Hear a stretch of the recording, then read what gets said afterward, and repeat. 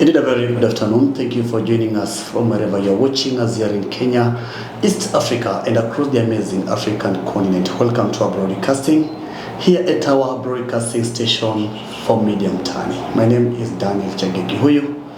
In studio tonight, we have our guest, who is a student from the United States of America, and he'll be telling us more about himself. But for now, I want him to talk more about the Finance Bill 2024, which has brought a lot of issues in our country and in our nation, Kenya. Welcome in our studios. Thank you. You have heard of Generation Z. Yeah. With the Finance Bill 2024. It has been a heated topic and discussion in the country that has brought a lot of issues and even has gone further to bring a kind of demolition of buildings, burning down of houses, killings, and so many other things that has come across with it. What do you say generally about the Finance Bill 2024? I have kind of mixed thoughts on the Finance Bill. Yes. And this kind of mixed thinking is prompted from the fact that I took my time to read the bill. Yes. The Finance Bill, and the truth of the matter is, within this bill, we had some, suggestions, Yes, or projections that were hurtful to the people, like bad apples.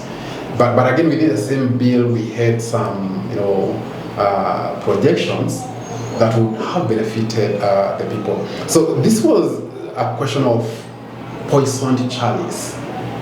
If you poison something, that is nice. yes, And the people are torn between, are we going to take this nice, wine that has poison in it and live with the repercussions, or are we going to reject the wine, the fine-looking wine? And I think the Kenyans, the Kenyans and especially the Gen Z chose to reject, and that was a good thing because I think part of being a leader means you need to be considerate to the people, and you don't need to present them with catch-22 situations. Yes. Where you torn between, is this good for me or not good for me? yes, And we must agree that there's no time where we're going to have 100% of people agreeing with something, but we must accept that majority must feel included in some of these finance bills that are being presented by the government. So if the majority feel alienated, then there is every right to come forward and reject such bills. okay. Yeah. I've seen the Gen-Z come out of the houses cutting across the whole country, in all counties within our country, and saying that reject finance bill. But the president was somewhat adamant on the same, hence leading to the demolitions and to the loss of so many things that you have seen. Was the president to agree with the Generation Z at the beginning, or was he to be somehow adamant to see whether these young people will be able to understand his point? When in a society where leaders are in sync with the people they lead, it's very easy to listen to each other. But in a society where the leaders are detached from the people they lead, we end up in such situations because no one is listening to the other. We didn't have to incur these losses for the changes to happen, because this finance bill is for Kenyans. If they feel it is not the right bill for us, the simplest thing to do is listen. So what I'm saying is, we have incurred losses as a society we shouldn't have incurred. If we were in a society that is, I don't want to use the word civilized, but a society that is more modern to the tunes of the day. Because in today's world, we must listen to each other. We don't have those absolute leaders of the past where you didn't need to listen to anyone. We don't have monarchies anymore. We are a democracy, and democracy simply means you have to listen to each other. If you're not listening to each other, you precipitate chaos, and that is what we ended up in. Before we pass any bill in the parliament, it is the role of the members of parliament, to ensure that they go back to the grassroots and ensure that the people are well aware of any bill that they are passing in parliament, and even seek consent from them. Do you think this process took place? No, and that is where the problem is.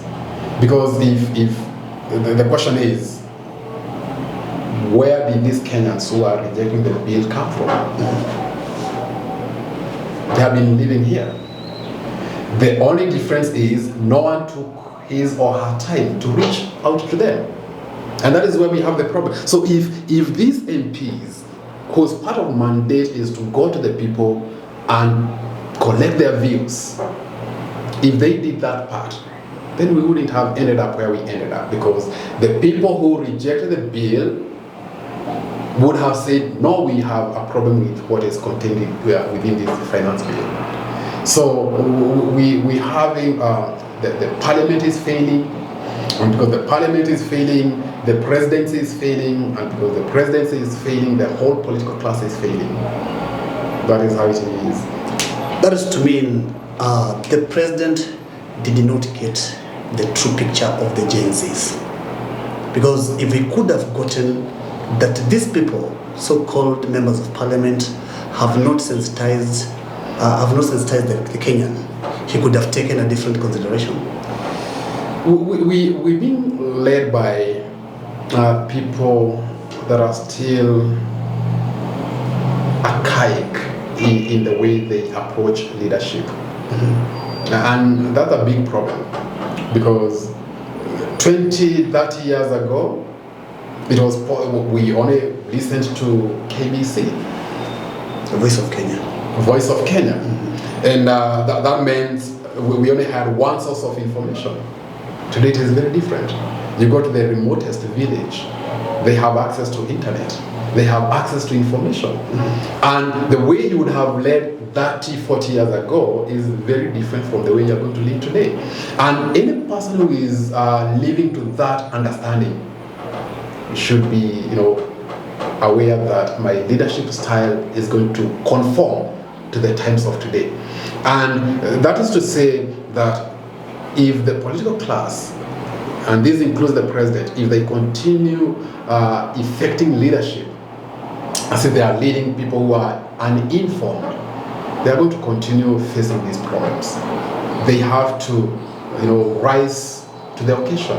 And rising to the occasion here simply means they have to understand, Kenyans are more exposed, Kenyans are more informed, and if they are exposed and informed, they know what is good for them and what is not good for them.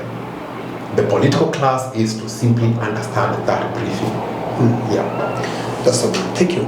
Now, I'm trying to merge the GNC and even the parliament. These are the people that elected them and they brought them to office. We saw the orchestration, the GenZ going to the parliament, going to Supreme Court, going to County Assembly, and causing chaos in those processes. At the watch of the president. And I wonder, we have the intelligence in place in this country. We should guide the president and tell him, this is the situation at hand. And these are some of the decisions that you should put in place to avoid this and this. Do we therefore mean, if at all the government through the parliament was not able to foresee the GNC well, what about the Intelligence Service Commission? The intelligence, and that's a difficult question, because when you talk about the intelligence, they have their limit. Like there's the much they can know. we must also kind of demystify the intelligence. Sometimes we think like the intelligence knows everything. Sometimes they don't know everything, and especially when these responses are so sporadic. This is not something that is organized. It's not like people are organizing for years on what we'll do when this bill is passed. This is something that is, authentic. It's something that is unplanned. It's kind of it's people, meeting in those social media spaces and saying, tomorrow we meet here to say no to this. This is not something that has any planning. You've been hearing them say we are leaderless, we are tribeless. That is a big statement, because if someone is leaderless, who are you going to nail down? You cannot nail down anyone, and if you cannot nail down anyone, then it means you cannot stop this. You cannot. It's like those legendary snakes with 7 heads. You cut one head and another sprouts. You cut one another head. So it's very hard to stop these using intelligence. The only way you can use intelligence in this case is to understand, what do these people want? And once you understand, you collect intelligence on what the people want, then the political class meets those demands. That's the only way to solve these using intelligence, because we have those in different countries. We have seen protests that are so organic. No one is organizing this. People are just meeting and saying, no, we have to reject this. You cannot stop that using intelligence. Now that's to mean the government had only one option. Yes. To listen to these young men and call them on the board and let them lay down the talks. And I think they are even very particular. We don't need to sit down, because the things we are asking to see do not need a sitting. You don't need a sitting. That is a problem, because it does not mean that when you bring an issue to the government, it has to be dealt with the way you think. And I agree with that, but also, this kind of demand is coming from frustrations. These are people who have been frustrated before. This is not a new territory we are in. We have been here before. And what happens is, in psychology we are taught that if you frustrate someone for so long, they change the way they perceive things. So if we sit down and you lie to me, and we sit again and you lie to me, and I come up with an issue and you lie to me in a sitting, why would I want to sit down with you? There's no. I don't want to sit with you. I want you to just do what needs to be done. And that's where we are. It is going to be very difficult to convince these people who have sat down elsewhere and been changed. How are you going to convince them to? Now there's a question, because it is becoming a big thing. Yeah. Reject finance bill. President declined. Yeah. Appoint the Cabinet. Electoral Commission. Yeah. The president came up with a committee that's going to foresee the whole process. Yeah. Remove from office all the cabinet ministers. They are all home. What hasn't the president done? What the president has not done, the president has just done what is politically relevant to him. That's all he has done. Because when we talk about corruption, has he addressed the question of corruption? How do we address the question of corruption? Are we going after these corrupt individuals? Because they are not. And the thing is, if you sack the whole cabinet and you return some of these cabinet nominees or former CSs, you return them to the cabinet, well, you've done something, and that is, within, and we should, separate things. That is within the mandate of the president. It is his prerogative to appoint whoever he wants into this office. But we are at difficult times.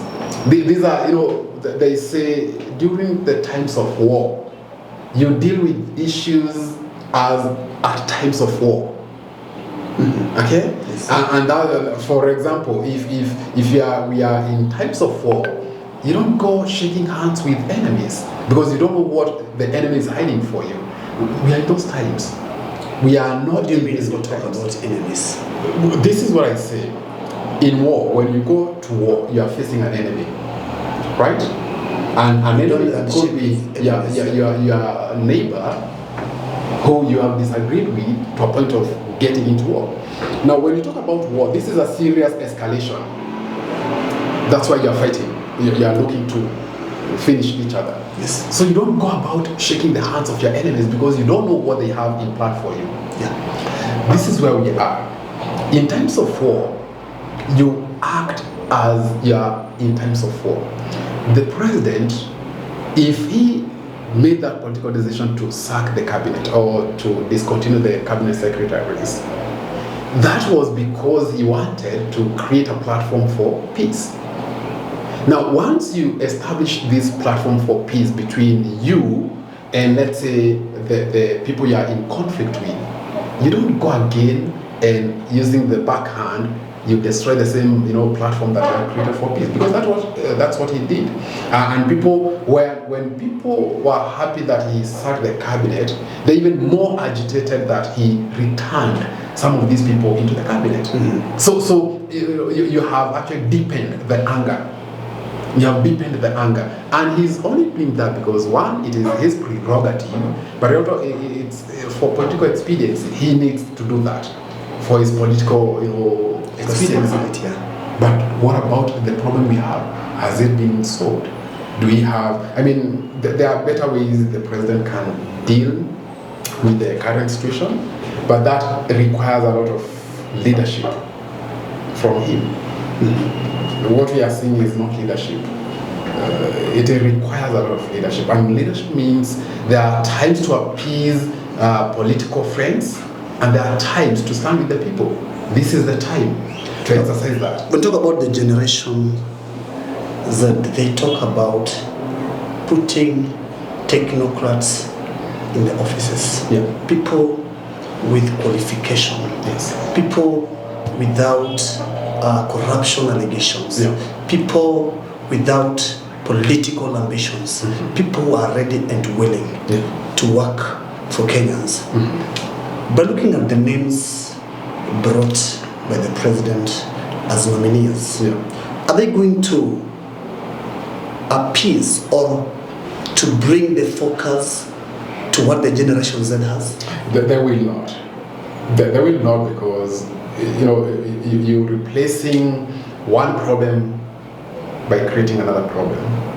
You cannot, if you remove political appointees and appoint another group of political appointees, what are they going to do? They're not going to do anything. Mm-hmm. These people, they have been there. Joho has been a governor, Oparanya has been a governor, Bandi has been a member of parliament. What are they going to do in those ministries? They will serve the political interests of the appointing authority, but they will not serve the Kenyans. As they have always done in the politics. As they have always done, because they say it is stupidity to do the same thing and expect different results. We are doing the same thing. This is what we've been doing since 1963. We've been having, in most cases, political appointees occupy these offices, these cabinet positions. And what do they do? Nothing. Now, you hear people say, the cabinet secretary is not the final authority. That is true. But, we know the weight of the political class is heavier than any other weight out there. So even if the cabinet secretary is not the ultimate authority, their weight is heavier than that of the PS. So that's why we need in these cabinet secretaries, we need technocrats. And once we have those cabinet secretaries that are technocrats, experts within that particular field, then it is very easy to work with the PSs and the other technocrats within that particular ministry. I've seen delegation against former governor of Kakamega, that is Wycliffe from Beta Oparanya. Yeah. And shockingly, the political class have come out clearly to defend him, saying that if indeed they had allegations against Governor Oparanya, they could have taken that case into court before his nomination. Yeah. Is that a kind word from our members of parliament concerning an office like a cabinet office? Those are the sentiments that should worry any Kenyan, because if this person is going to serve Kenyans and they question his credibility, but then the defenders of this person are from the political class, yes, then it simply tells you the divide continues. And it simply tells you that these appointees are not going to serve Kenyans. And no Kenyan should expect them to serve them, because from the word go, you can see the division continues. Why would you want to appoint someone with questions of credibility? And this is not a simple allegations. Mm-hmm. These are serious allegations of corruption. EACC itself came forward and said we have a problem with these nominations, yeah, because of corruption cases. But the political class is now, gunning up to protect their own. Mm-hmm. And that is very bad, because it simply tells you when he gets into that ministry, he'll be serving the political class, not Kenyans. And Kenyans are demanding for the cabinet secretaries and for a government that serves them. They are tired of serving the government, because that is what has been the case. Yeah. We have been serving the government. That's what we've been doing. But we want the government, a government that serves us. And for us to get that, we must have the right people in those offices. Seemingly, these names that has been fronted to the parliament goes through, and the president appoints those people and he gives them the mandate to the cabinet offices. What do you expect from the Generation Z? The Gen Zs should also be smart.